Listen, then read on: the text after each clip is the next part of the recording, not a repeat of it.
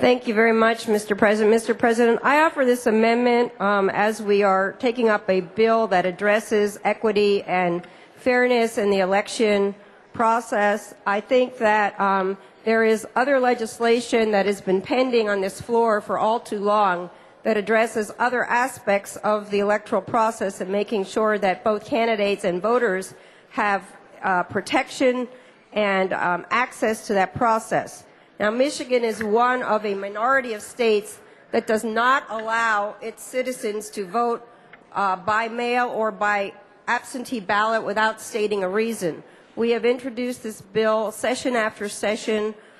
We have had bipartisan support of it. We have had editorial support from newspapers around the state in many districts on both sides of the aisle, the Saginaw News, the Muskegon Chronicle, the Jackson Citizen Patriot, the Grand Rapids Press, the Oakland Press. All of these are in districts that are represented by senators on the other side of the aisle.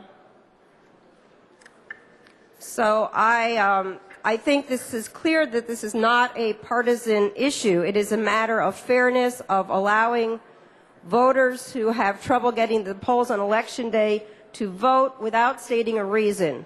There are many people with young children. There are people who are working double shifts. Hopefully a few of those are left in the state. There are people that don't know if they're going to be called in for a night shift and may not get to the polls on time. There are students that are away from home that have tests on Election Day, believe it or not. So what we're asking here is fairness for the citizens of the state of Michigan. What happens especially in a presidential election year is that citizens in states where citizens have the opportunity to vote by mail and have higher turnout, therefore, in those states, that those states actually have a greater voice in electing the president than the citizens of the state of Michigan because of our obsolete prohibition on voting by mail or by absentee ballot without stating a reason.